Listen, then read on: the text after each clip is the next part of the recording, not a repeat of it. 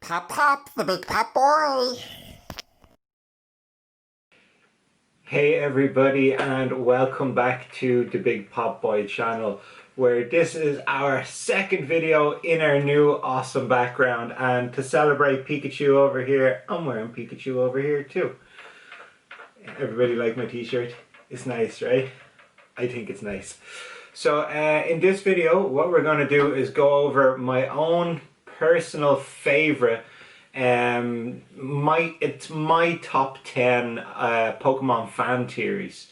So there's so many awesome fan theories out there, but this 10 is just 10 that I like. It's not going to be the longest video in the world.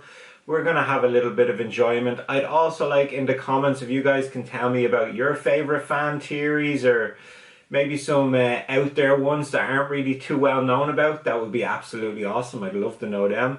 So yeah, just give me some feedback on what you guys think and let me know what your favorite fan theories are. So first of all, in this video, I'm going to talk about N. I'm sure everybody remembers N from the Black and White series. He came in when they were on a boat. I can't remember what the boat was called. But anyway, they were sailing along and there was N being all cool. Because he is a pretty cool character, let's be honest. He's slick and relaxed and so on. But this fan theory is that N is actually a Zoroark. That's right. N is actually a Zoroark, okay?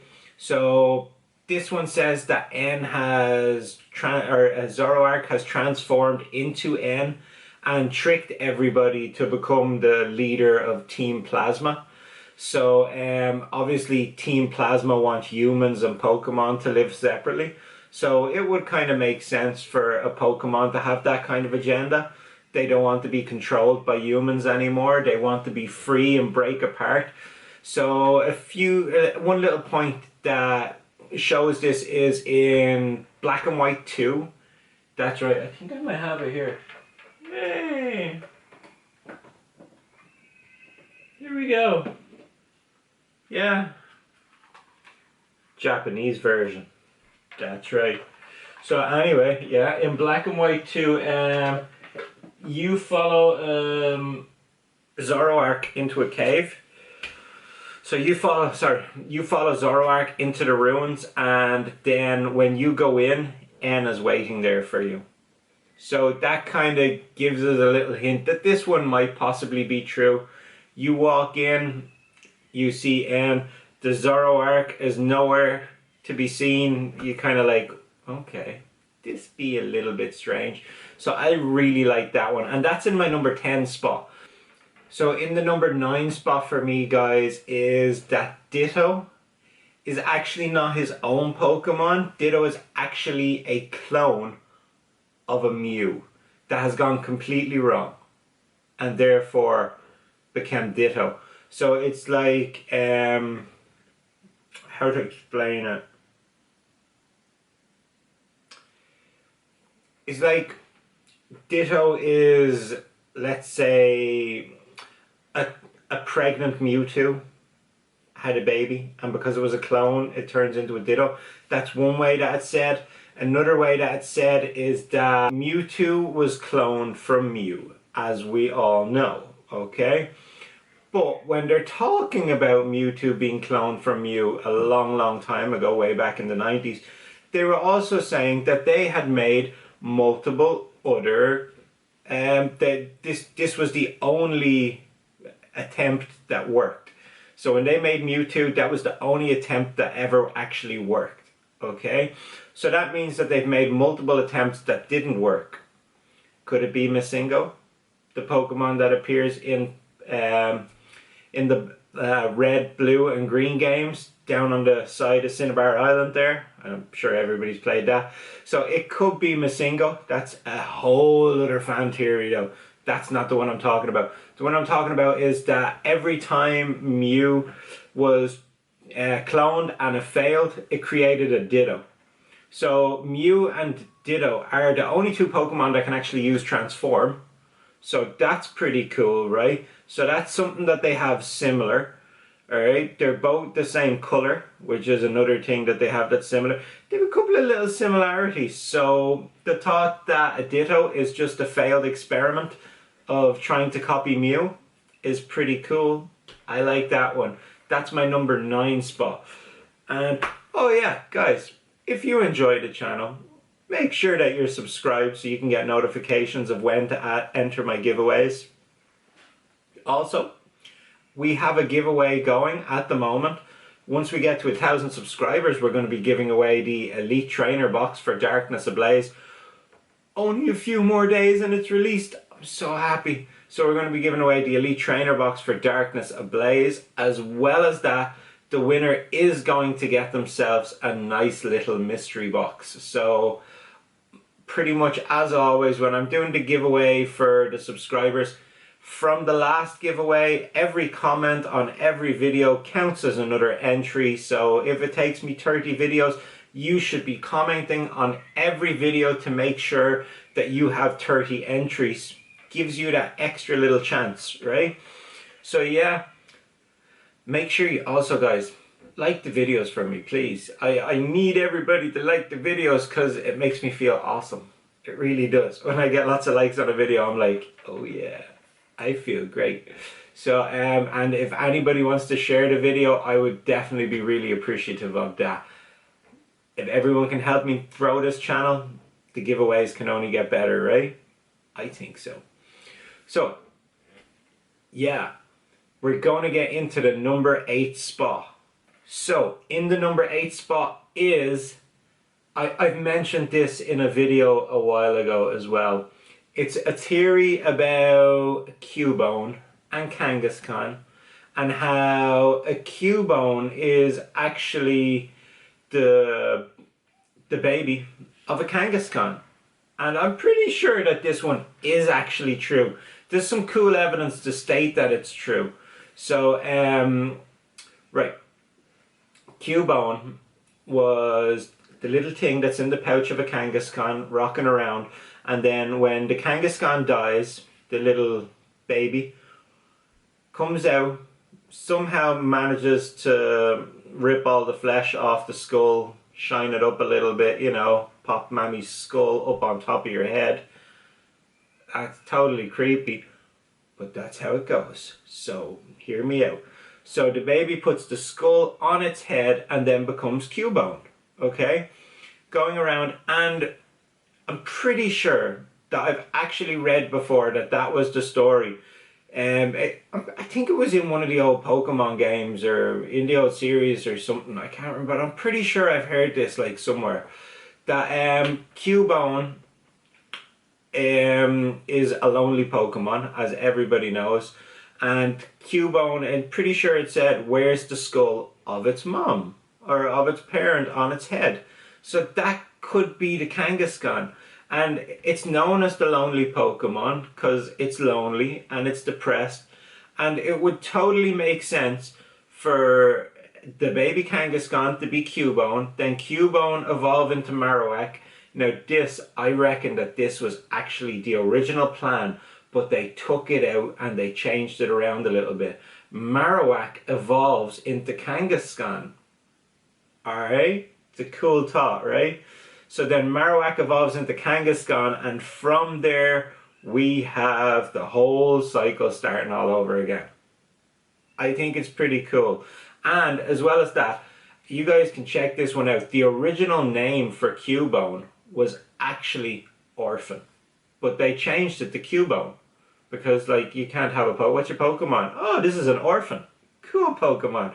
No, you can't do that. That's just going to be kind of creepy. Yeah. So I can understand why Pokemon have changed that. So yeah, they didn't name it Orphan, obviously not. But that was, believe it or not, the original name that was picked out for Cubone. Pretty cool, right? And now, guys, let's get into the number 7 position. We have already done number 10, 9, and 8. Let's do the number 7 position and figure out what that is. You guys are going to like it. Right. This theory is awesome. That's the only way I can say it. It's another one that I'm like really like this one. is that Ash is not actually on a journey. This is my number 7 spot, and this is Ash is in a coma, guys. That's right. Ash is on no journey whatsoever. He's lying in a hospital bed in a coma. That's all that's ever happened. So, right, the way this one goes, and this is pretty interesting. Ash, in the first episode where they get struck by lightning, it was the first or the second episode? Either the first episode or the second episode, the first couple of episodes anyway. Ash gets struck by lightning, and that lightning, he doesn't get back up after it. He actually gets put into a coma, which is why he never ages. That is exactly why he stays 10 years. However, he is aging on the outside. He's got himself a nice little 5 o'clock shadow. At this stage, he's probably got a nice big Gandalf beard. But yeah, he is aging on the outside, not aging on the inside. So he stays 10 years of age forever. And he's just living out his dream of living that his Pokemon journey will never end. Okay? Which is actually what he wished for when he seen Ho-Ho. Remember when Ho-Ho flew over? Ash wished that his Pokemon journey will never end. He wished to be in a Pokemon journey forever. Maybe Ho-Ho made that happen. Boom! Lightning. Stuck there forever. And there's some other little sub-theory parts to this that are also pretty cool. Right, so while Ash is in a coma, he's going through all his battles and he's going from island to island, kind of like getting past all the barriers in his mind so he can escape that coma and find his way back to reality, his way out of the coma. Pretty cool movie out recently. I think it's called Coma, where the same thing happens. A guy's in a coma and he tries to get out of the coma, battling everything on the inside. Absolutely cool movie, guys. There's an advert for that. Somebody needs to pay me. So yeah. So Ash is in his coma. He's trying to get out. And another thing in this that I really like is Brock is actually Ash's pent up sexual tension. So this is why we never really see Ash kind of like hitting on a girl and stuff like that, because Brock was that part of his memory, well, not his memory, of his personality. So Ash's personality split off into Ash, Brock, Misty, Gary, so on, yeah? And that part of Brock, or that part of Ash that was Brock, is all his sexual thoughts and his sexual fantasies towards women. So they're not actually in the Ash that we know, which is maybe why they weaned their way out after a little while. Kind of interesting as well. Brock, obviously, well, there's not much you can say about Brock. We all know a Brock. I know a couple of Brocks. I sure do. I work with 1 or 2 Brocks, to be quite honest with you. Like, you'd be driving along with them and they all of a sudden, yeah, they're talking to you, and then all you have is like the... Did you see that? No, I didn't see that. I'm driving. Why would I see anything? All I see is the road. But we all know. We know Brocks. Anyway, the next part is that Gary is actually Ash's ego. And that's why Ash was trying to beat Gary, so he could get past his ego and lose his egotistic person. Oops. I don't know what that was. Did anybody else hear that? Oh well.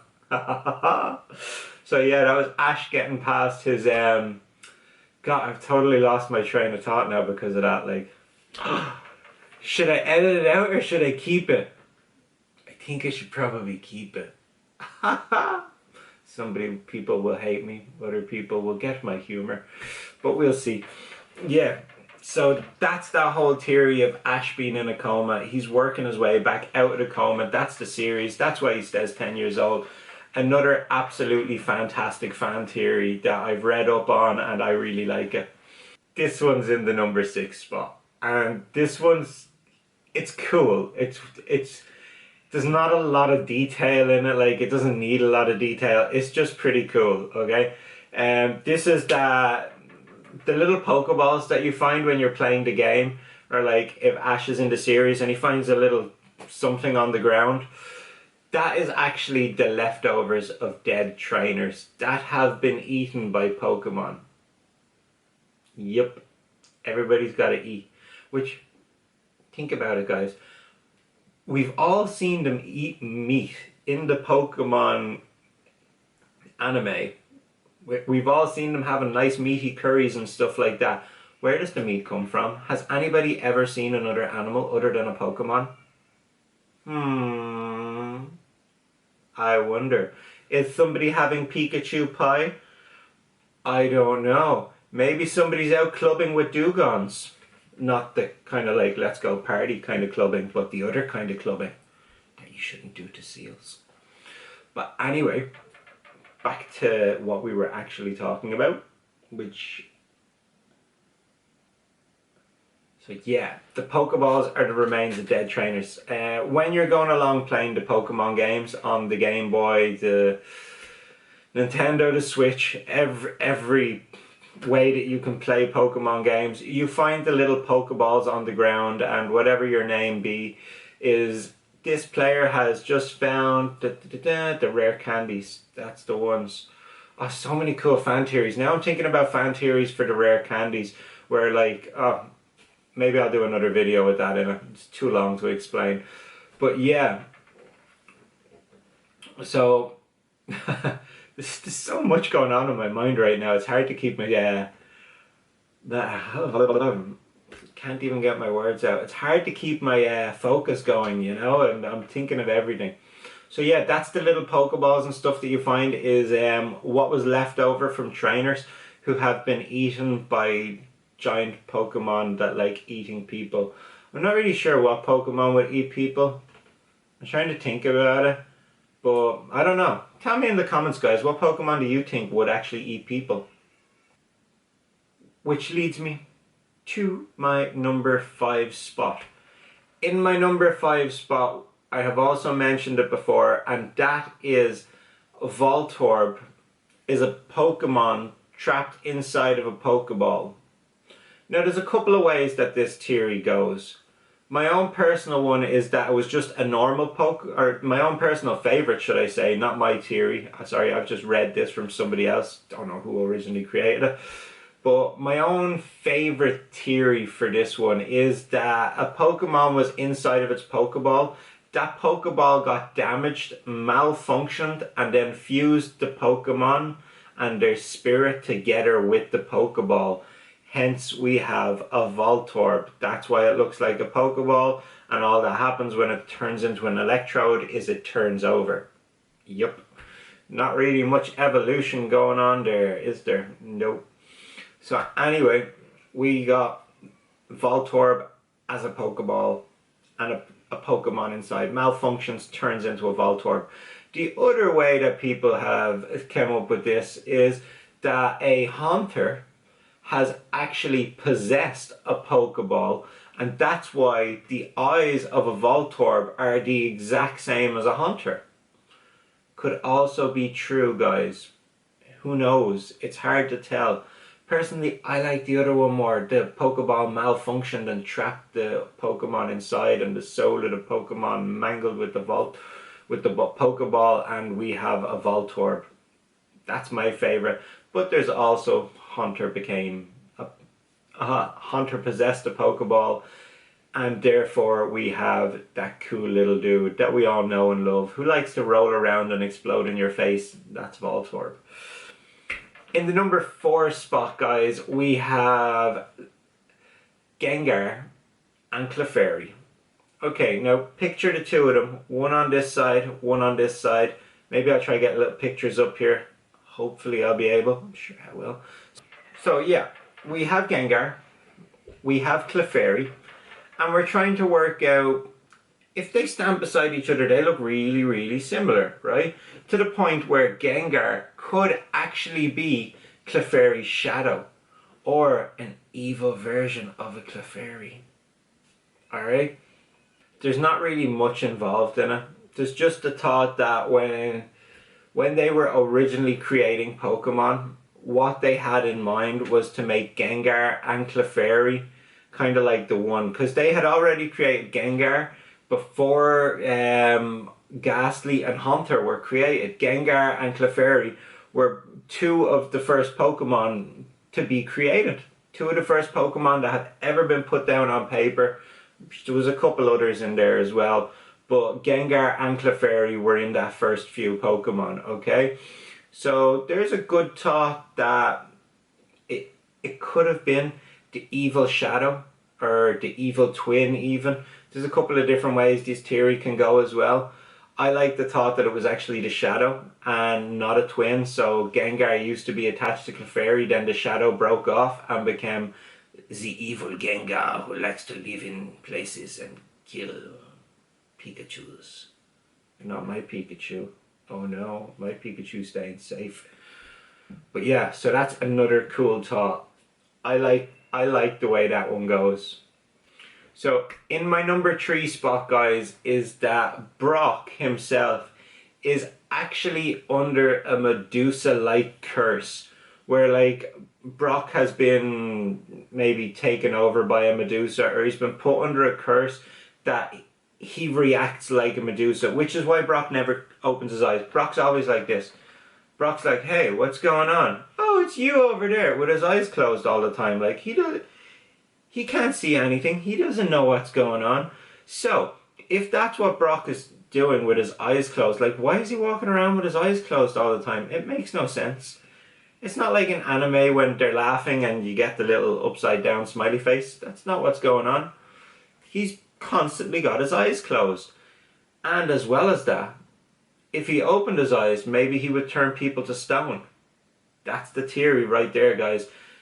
Brock is under that Medusa-like curse where he can't open his eyes to look at people. Alright, this theory's actually bust, to be honest with you. I still like it, even though I know it's bust, because in the anime, he does open his eyes really wide a couple of times. So, yeah, it's kind of bust. I've seen him opening his eyes pretty wide. But I like the theory anyway, so I'm going to continue with it.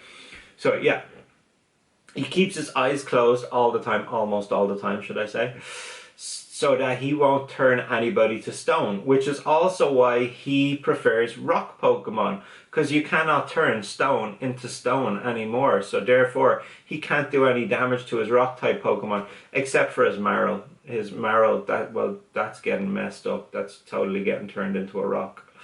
Oh well, don't like Marrow anyway. I love water Pokemon, but I don't like Marrow. Yeah. The next... Oh, excuse me. The next Pokemon fan theory that I absolutely love, guys, and believe me, this one is cool, and there's a bit of proof for this one. Well, not really proof, but I think the creators of Pokemon actually heard this fan theory and then was like, oh, we can do something with this, and then an episode was made. But anyway, this one is pretty cool. It's that Team Rocket is not actually the bad guys, they're actually the good guys. That's right. So yeah, the Team Rocket team tune, as it could be called, is to protect the world from devastation, to unite all people within our nation, to denounce the evils of truth and love, and then shoot up to the stars above, and Jesse, Jim Bob, and all them, you know? But anyway, that sounds like they're pretty good guys, right? They're to protect the world from devastation, right? To denounce the evils of truth and love. That sounds like the good guys to me, guys. It really does. So what it is that Team Rocket was actually the ones that are trying to protect everything, and Team Rocket's the ones that are looking after everything. Mewtwo was possibly created because of the Great War. That is another theory that I'll be getting to that in a minute. So Mewtwo was created because of the Great War, and they wanted to create a Mewtwo so that never happened again, and they had a protector, and so on and so forth. There's a lot in it if you look into it. Obviously someone created a small one and then it's just kind of spiraled out of control. But yeah, that Team Rocket are actually the good guys, and they're here to save everybody, and Jesse and James are just two absolute buttheads that totally ruined it for everybody else on the Team Rocket team and gave Team Rocket a really bad name, which I will now tell you is about an episode. What's the episode called? I think it's like Shining Mirrors or something like that. It's something to do with mirrors anyway. It's in Pokemon XY, the first series of Pokemon XY. So Ash goes into a cave, and in that cave he hears some weird noise or something along them lines. He turns to look at a mirror, and in that mirror he sees another Ash. And he's like, hey, what the hell, you know? And then that Ash reaches through and grabs his Pikachu and pulls it back into his world. And then Ash jumps through the mirror into that world. But then the Ash with the Pikachu that took his Pikachu disappeared. And Ash met everybody on his team. And then he started chatting with them. And then they realized, hey, this isn't really Ash. But it got to a stage where they were talking about Team Rocket. And then Serena was like, oh, Team Rocket are all the good guys on our... in our world. The Team Rocket protect everybody and they look after people's Pokemon and shit like that. Oh, I said a bad word. We'll make it go beep. But anyway, they're like, Team Rocket looks after everybody's Pokemon and they protect everybody and all this kind of stuff, you know? So Team Rocket are the good guys in this universe, in that universe. I think they might possibly be the good guys in our universe, and Jesse and James have just made them look like really bad guys, which is kind of mean. Which, now, we will get into my first Pokemon fan theory, and to be honest with you guys, this is my favorite fan theory, and it's super cool. I'm only going to tip on the iceberg today, because there is so much detail in this theory that you guys can look up, and so many reasons why it should have happened, and it could possibly be real. So before Ash went on his first journey in Kanto region, there was a great Pokemon war. And in that great Pokemon war, all the adults, well, maybe not all the adults, because like there's not many adults in the anime, so most of the adults died in the war. Pokemon and people fighting a war together or against each other, we don't really know. Well, nobody knows because it's theory. But the war going on anyway, and that's where pretty much all the adults died in. Because I'm sure everybody's noticed, there's like a generation gap in Pokemon. People are either pretty old, or they're a teenager or a kid. You're either a 10-year-old kid, a teenager, or somebody in their late 40s and 50s and so on. Damn, that's not really that old. I'm 30 already. I'm over 30 actually, but let's just say I'm 30. Wow, I'm getting old. So, you know, I'm considering 40 years old as old. I don't have long left before I'm there. This video isn't about that. What am I doing? So yeah. So that theory is all about all the people died, and that's why there's just kids running all over the place becoming Pokemon trainers, because there's not really many adults. It also makes sense to why professors would send out children to do their research. Professor Oak, you total douche, getting a 10-year-old and sending them on a trip around the world in order to track Pokemon for you. What's wrong with you, Mr. Oak? Shame. Shame on you. When I was 10, my mom wouldn't even let me go to the shop, and you're letting this kid with a Pikachu walk halfway across the continent? That ain't right. That just ain't right. But anyway, so that's it. All the adults are pretty much dead. And another thing that kind of points out like a bit of truth in that is you have Lieutenant Surge from, oh, what was the name of the town that he was in? Was it Cinnabar? No. I can't remember the name of the town that Lieutenant Surge was in. Somebody tell me in the comments just so I remember. Anyway, you have Lieutenant Surge with his Raichu, and he was a lieutenant, right? So obviously he was somebody that was fighting in the war but somehow survived, and he's like around the rough age of an adult, someone in their late 20s to 30s, you know? He's not in the same age group as everybody else. It kind of makes sense, does it not? I believe it does. But yeah, that's the way it goes, guys. That's my top 10 fan theories. In the #1 place is the Great Pokemon War, and it killed off all the people. they let the kids run wild after that. It was just like, what? Yeah, you're 10. Okay, yeah, no, go across the planet. Yeah, go on. Go over there to the other side of the world. Yeah, here, take a Pikachu and a Bulbasaur with you. You'll be grand. Don't worry about it. Total craziness. But at the same time, if it was real, I would have so done it. But my mom would never let me. I don't think she'd even let me now if I wanted to travel across the world with a Pikachu. She'd be like, what's wrong with you? Anyway, guys, like, subscribe, drop comments, chat with me, be my friend. I don't have any friends, I need friends. Nobody loves me. But yeah, guys, thanks for watching the video. Don't forget to check out our other previous giveaways that are going on the top 10 non-legendary Pokemon. We also have another giveaway going on. Why do I always forget this one? Forgot this one in the last video. The reason why Ash's Pikachu is so strong. There's a giveaway over there. And of course, every comment counts for our 1,000 subscriber giveaway, which is going to be absolutely amazing. Thank you very much, guys, for coming to the channel. It's a pleasure to be here and talk to you guys. Well, talk to my camera, which you guys will then watch the video, and then we can talk, because you can make comments and I'll talk back to you. So keep the conversations going, guys. Alright, take care, stay safe, and goodbye, everybody. May your Pokemon adventure last forever. Bye.